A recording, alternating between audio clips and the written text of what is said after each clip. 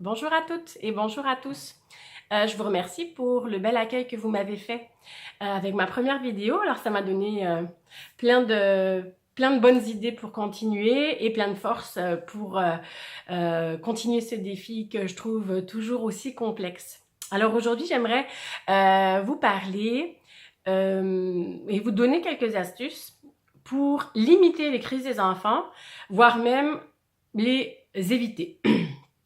Alors en fait, il s'avère que depuis que je suis maman, ma seule boussole, c'est toujours de me demander comment est-ce que moi je me sentirais avec l'intervention que je fais et que je donne à mes enfants. C'est un petit peu mon garde-fou finalement de savoir que oui, si j'interviens auprès de mes enfants, ce que je veux, c'est qu'ils se sentent aussi bien que je me sentirais si quelqu'un intervenait de cette manière-là avec moi. Alors évidemment, lorsqu'il y a des crises des enfants, je suis extrêmement sensible au pourquoi de la crise parce que je me demande si moi-même, je ne ferais pas une crise si on m'avait traité de cette manière-là. Ce que j'observe depuis que je confronte avec des enfants, je me rends compte que ce qui est gagnant avec eux, c'est d'avoir une relation égalitaire. Or, c'est complètement à l'opposé finalement de ce que nous, on nous a inculqué et de comment nous avons été élevés. Il y avait toujours un espèce de rapport hiérarchique dans la société dans laquelle on vit, patriarcale, où il y a une autorité du parent sur l'enfant. Dans la parentalité positive, on part du principe que l'enfant et le parent ont une relation égalitaire, mais évidemment que le parent demeure un tuteur et la personne d'expérience auprès de l'enfant. Donc, avoir des rapports égalitaires, ça ne veut pas dire qu'on est au même niveau. Ça veut tout simplement dire que la vie de l'enfant doit être pris en compte autant que celui du parent. Les besoins de l'enfant doivent être pris en compte comme celui du parent. Dans une relation égalitaire, forcément, on est amené à élaborer nos prises de décision et nos interventions auprès de nos enfants en prenant en considération notre histoire, notre historique, notre tempérament, nos valeurs et la projection qu'on veut faire sur nos enfants. Lorsque mes enfants sont en crise, ce que j'observe d'eux, c'est que finalement, ils ont besoin de sentir qu'ils sont entendus et qu'ils ont une part de pouvoir sur ce qui se passe. Alors, pour vous donner un petit peu plus d'informations, lorsque moi, je vis de la frustration dans ma propre vie, je me sens aussi à l'étroit, je me sens frustrée, évidemment, je me sens pas écoutée, pas respectée et je me sens brimée dans mon élan de vie. Mettons que j'ai des envies de projet, que ce soit au bureau ou à la maison, dans n'importe quel contexte, ou un projet familial, et que ce projet n'aboutit pas parce que l'autre finalement aurait une tendance à dire non, je ne viens pas, ou non, ça ne se fera pas, ou non, c'est pas le moment. Effectivement, je me rends compte que je ne suis plus à l'aise dans la relation parce que j'ai l'impression que l'autre ne prend pas en compte qu'est-ce qui compte pour moi. À ce moment-là, la relation n'est plus égalitaire. Pourtant, dans mon tempérament, ce que j'observe de moi, c'est que j'ai une grande capacité au consensus. Ça voudrait dire que je serais vraiment prête à faire un pas vers l'autre pour trouver un terrain d'entente mutuelle et considérer les besoins de chacun. Il s'avère que c'est exactement la même chose pour les enfants. Nos enfants, si on les prend très spontanés, ils aiment rendre service, ils sont solidaires, ils sont serviables et ils aiment collaborer. Or, lorsqu'on leur dit non, il n'y a plus de possibilité pour eux de développer la relation.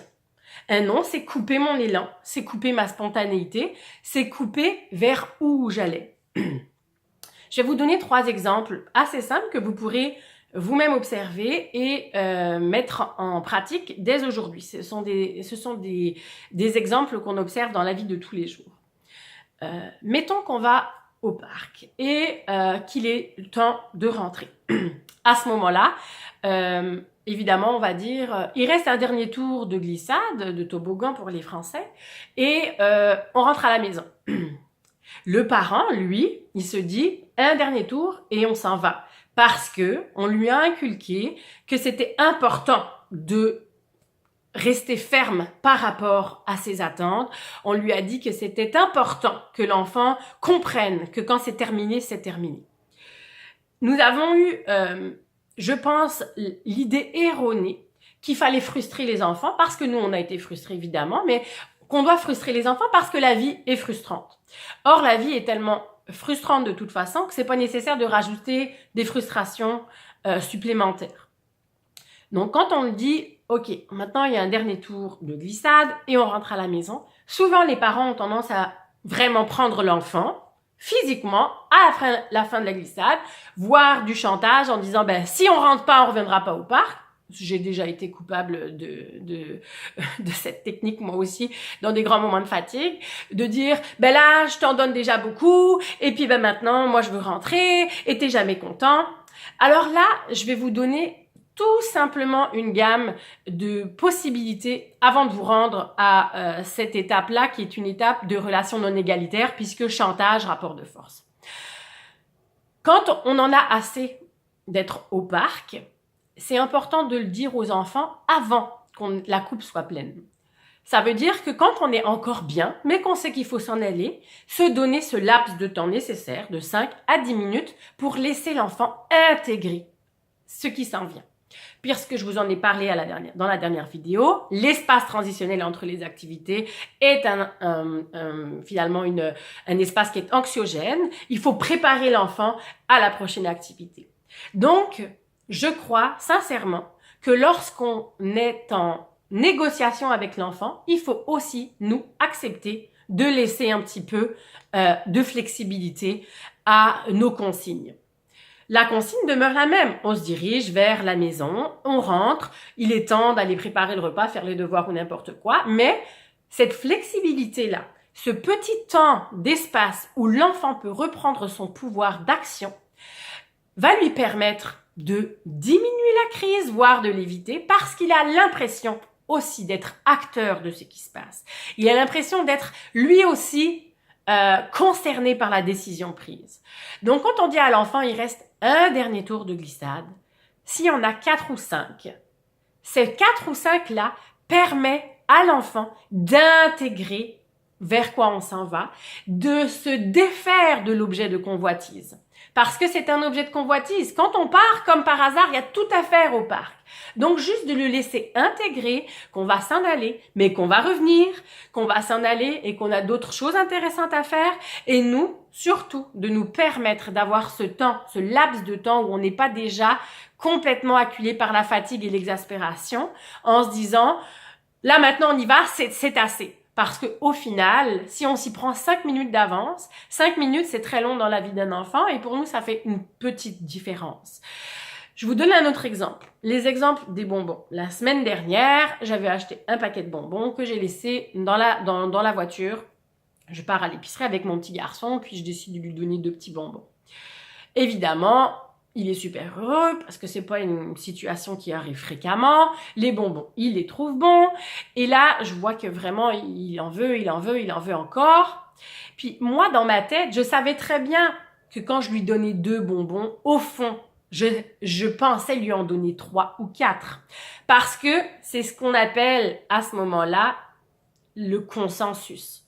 Idéalement, j'aurais négocié 2, mais il va en négocier 6. Hein, il en veut toujours plus. Donc, je sais que si je lui en donne un 3e, voire un 4e, il a le temps d'intégrer que c'est terminé. Et quand je lui donne le 3e bonbon en lui disant « Attention, c'est le dernier bonbon, prends-en soin, déguste-le parce qu'il n'y en aura plus », lui, il a le temps de se défaire de l'objet de convoitise. Il a le temps de se dire « Ok, j'intègre que c'est bientôt terminé. J'intègre que ce dernier bonbon, il faut que j'en profite. » Parce que si on lui donne 2 bonbons, sans le prévenir que nous, dans notre tête, on sait que c'est le dernier, lui, il pense qu'il y en aura d'autres. Et moi, si jamais je mange 3 biscuits et que dans ma tête, je sais qu'il y en a 5, 6, voire infini, et qu'on me prend un paquet de biscuits et qu'on s'en va et qu'on me dit, ben là, c'est assez, Chloé, t'en as assez mangé, on va manger plus tard ou c'est terminé, ben je risque d'être vraiment très frustrée, fâchée, et j'aurais l'impression qu'on a coupé mon élan parce que j'avais envie d'avoir un pouvoir d'action sur ce qui se passe. Le dernier exemple, c'est l'exemple qui s'est passé la semaine dernière à la maison. J'ai donné des noix de cajou à mon fils avant le souper. Finalement, je dis qu'on arrête, on va manger. Son beau-père ferme les noix de cajou puis il les range. Là, c'est la crise. Il hurle parce qu'évidemment, il comprend pas pourquoi il a plus ses noix de cajou. Il en voulait encore. On l'avait pas prévenu que c'était terminé. Moi, je savais que doucement, je l'emmenais au fait que il y aurait plus de noix de cajou parce qu'on va passer à table. Mais son beau-père, lui, il a juste respecté la consigne qui disait c'est terminé. Donc, je suis retournée dans la cuisine en lui disant, regarde, on prend une dernière petite poignée. Une petite poignée, c'était 2-3. Là. Il ne s'agissait pas non plus de défaire complètement mon objectif qui était quand même qu'il mange à table. Mais c'était lui dire, c'est assez, l'apéritif est terminé. Je lui dis, tu peux en prendre 2 ou 3 et après c'est terminé, puis c'est toi qui ranges la boîte. Plus de crise, c'était terminé. Il avait l'impression qu'il avait d'une part été écouté dans ses besoins, d'autre part respecté, entendu parce que c'est extrêmement frustrant quand on est en crise et que le parent reste inflexible. Il avait un pouvoir d'action puisqu'évidemment il a eu lui-même l'occasion de choisir sa petite poignée, de fermer le paquet et de le ranger dans l'armoire et c'était gagné. Pour limiter les crises de nos enfants, pour les éviter, c'est extrêmement important de se mettre à leur place. Si moi, on me retirait les noix de cajou sans m'avoir prévenu, j'aurais vécu de la frustration et de la colère. Je me serais dit, mais pour qui il se prend, lui, de me retirer quelque chose? Alors évidemment, les enfants n'ont pas la maturité nécessaire pour comprendre ce que nous, on sait déjà, qu'on va perdre l'appétit, que si on a trop mangé, on n'aura plus faim, que c'est pas bon pour la santé, pour les bonbons. Mais c'est important de considérer l'enfant à part entière. Parce qu'en lui donnant cette opportunité-là, il va tout simplement apprendre à acquérir de l'expérience et à trouver ses propres stratégies pour minimiser son état de frustration.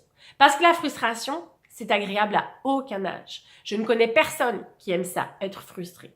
Et c'est complètement surfait de penser qu'on s'habitue à la frustration. Moins on est frustré dans la vie, plus on est capable de trouver ses propres stratégies pour se défaire de la frustration. La frustration, c'est pas un état de fatalité. La frustration, c'est, tiens, comment est-ce que je pourrais être créatif pour minimiser ma sensation désagréable? Alors voilà, vous me direz ce que vous en pensez. Je vous souhaite une belle semaine et à bientôt!